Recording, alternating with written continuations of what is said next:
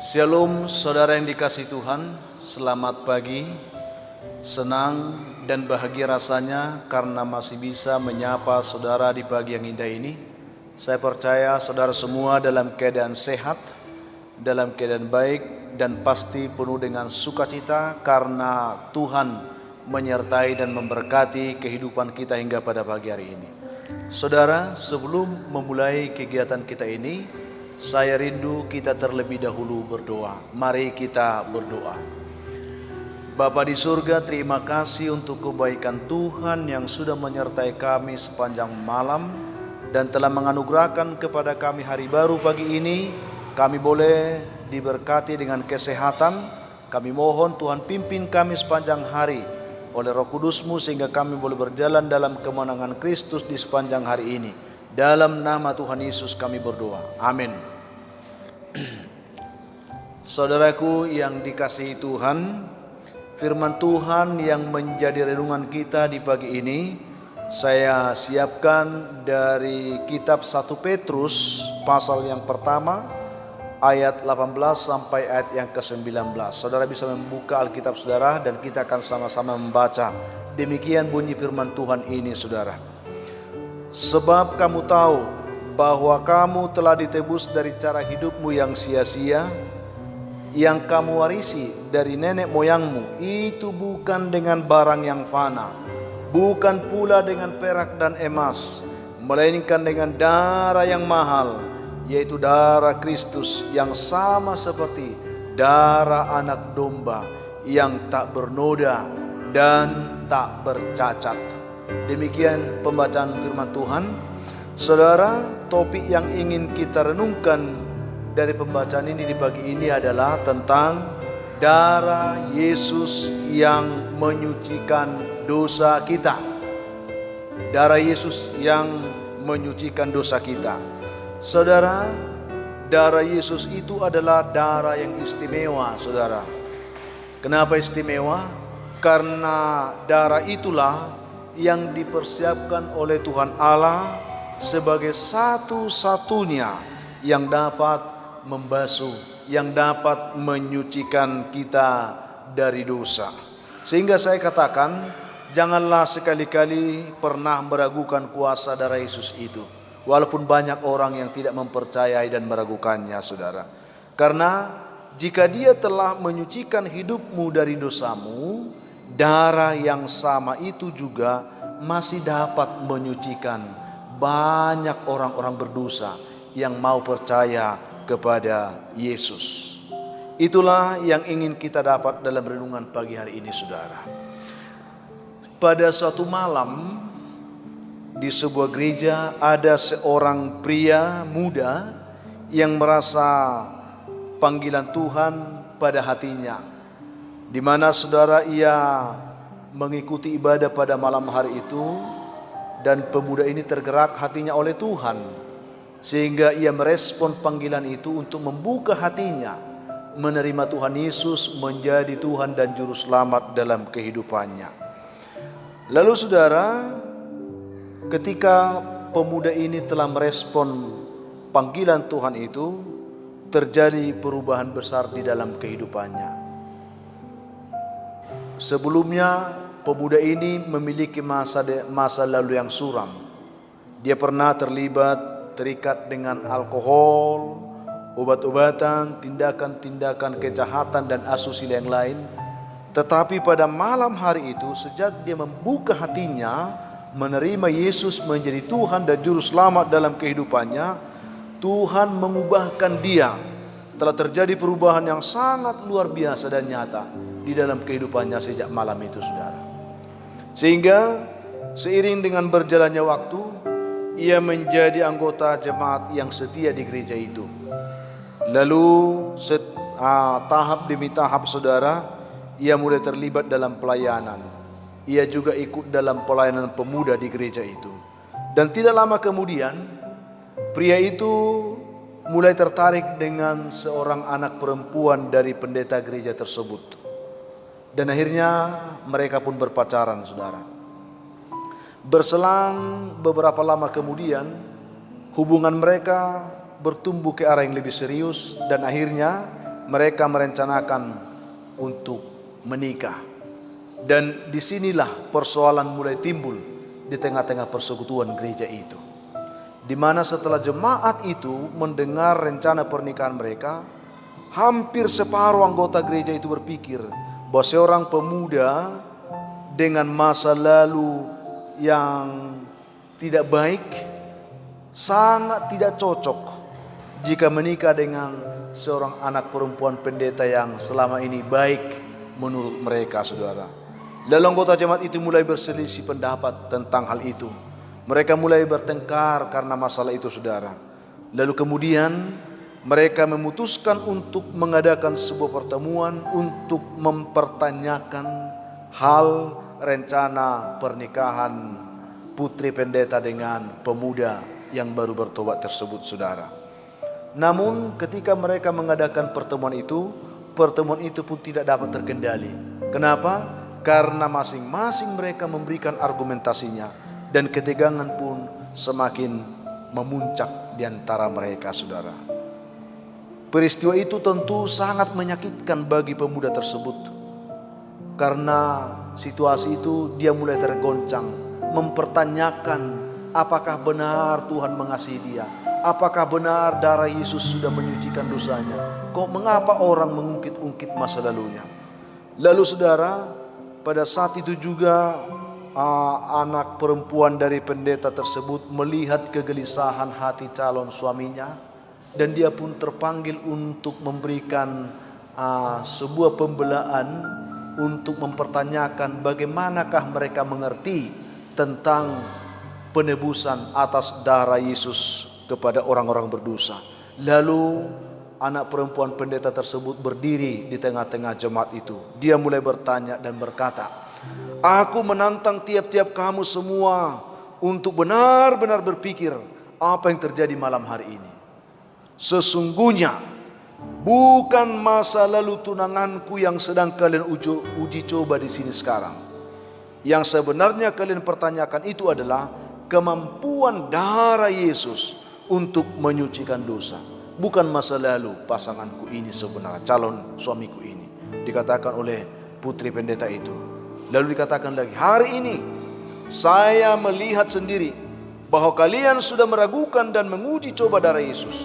Jadi kalau begitu, apakah keputusan kalian tentang hal ini? Apakah darah Yesus masih dapat menyucikan dosa atau tidak?" Dengan begitu beraninya putri pendeta itu mempertanyakan pertanyaan ini di tengah-tengah jemaat yang hadir pada saat itu, saudara. Lalu mendengar pertanyaan anak pendeta tersebut, putri pendeta tersebut, semua anggota jemaat yang hadir dalam rapat itu tersentak hatinya, dan mereka mulai terdiam, saudara.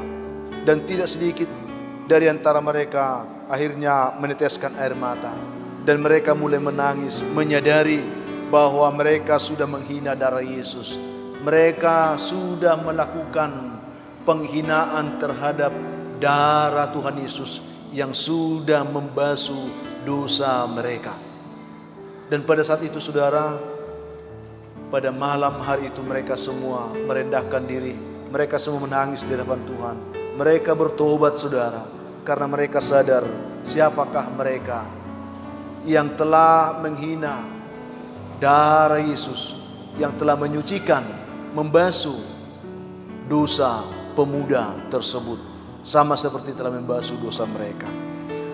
Lalu saudaraku yang dikasihi Tuhan, ketika mereka sudah menyadari itu, mereka semua sepakat untuk menyetujui pernikahan putri pendeta dengan pria tersebut.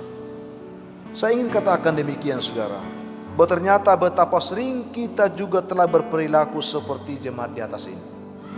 Kita merasa orang yang paling benar, orang yang dekat dengan Tuhan, orang yang mencintai Tuhan.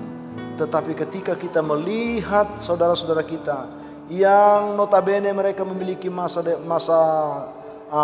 lalu yang suram, lalu kita mulai memberikan penghakiman kepada mereka bahwa mereka orang yang tidak layak dan seterusnya.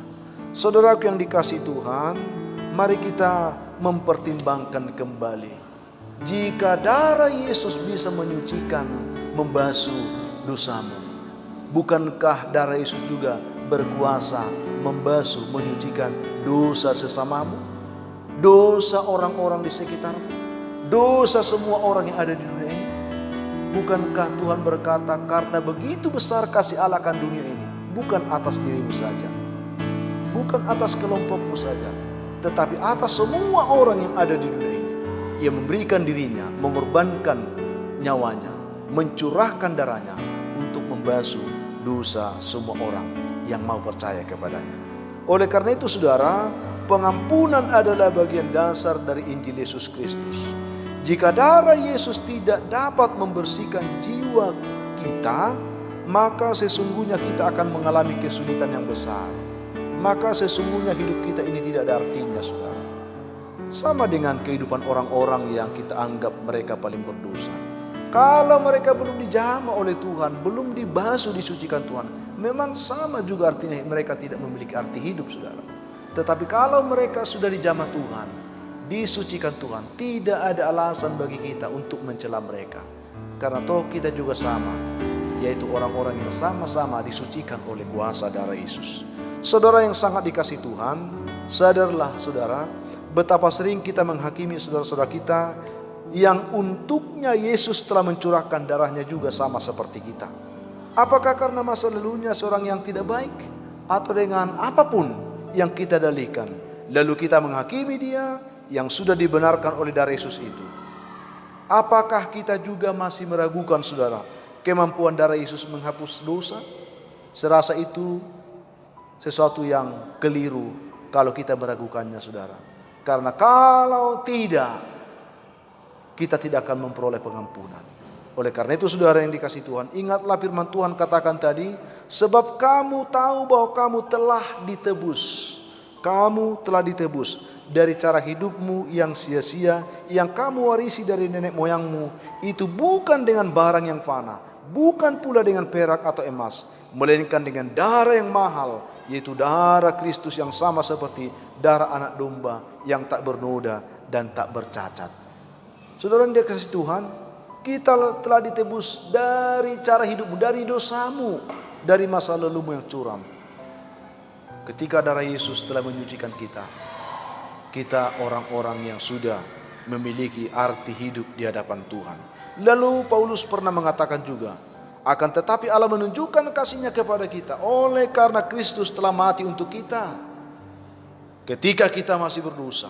Lebih-lebih lagi karena kita sekarang telah dibenarkan oleh darahnya, kita pasti akan diselamatkan dari murka Allah. Puji Tuhan saudara, oleh darahnya kita telah pasti diselamatkan dari murka Allah.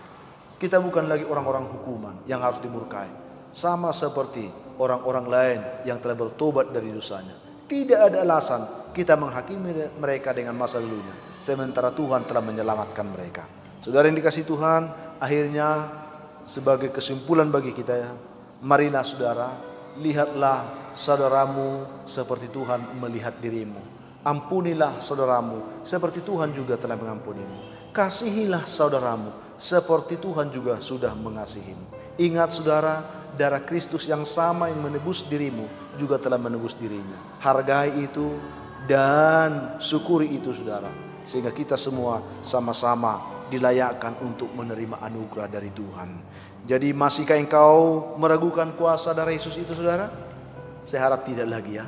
Kita percaya bahwa kuasa darah Yesus masih mampu membasuh dosa, sehingga berita Injil ini perlu diberitakan kepada semua orang, sehingga sedapat mungkin banyak orang yang bertobat saudara hari ini.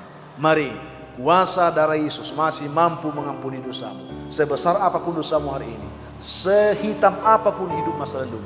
Ketika engkau datang kepada Tuhan, darah Yesus masih sanggup menyucikan hidupmu, membasuh dosamu. Itu yang kita dapatkan. Bertobatlah. Datanglah kepada Tuhan dengan sungguh-sungguh, maka Tuhan akan mengampunimu, Tuhan akan menyucikan, dan Tuhan akan memberkati kehidupanmu. Itulah yang kita dapatkan pada pagi hari ini saudara. Sehingga sebagaimana kita telah diberkati Tuhan hari ini, baiklah berkat yang kita sudah terima itu kita bagikan kepada orang-orang lain, supaya sedapat mungkin orang bisa bertobat, mengenal Tuhan, disucikan oleh kuasa darah Yesus itu sendiri. Itulah yang meneguhkan imanmu, yang meneguhkan percayamu dan pengharapanmu di dalam Tuhan. Mari saudara, kita akan berdoa. Kita doakan supaya Tuhan mampukan kita menjadi pelaku dari kebenaran ini. Mari kita berdoa. Tuhan Yesus, terima kasih untuk kebaikan-Mu yang sudah menyapa kami pagi ini. Mengingatkan kami tentang kuasa darah-Mu yang telah menyucikan dosa kami. Juga telah menyucikan dosa orang-orang yang percaya kepadamu. Tuntun kami Tuhan, supaya kami menganggap, menghargai, melihat berharga kuasa penebusan-Mu itu. Bukan hanya untuk diri kami, juga untuk sesama kami. Sehingga kami boleh saling mengasihi siapapun seperti Engkau mengasihi kami. Mengampuni siapapun seperti Engkau telah mengampuni kami. Berkati setiap umat yang mendengarkan firman-Mu ini.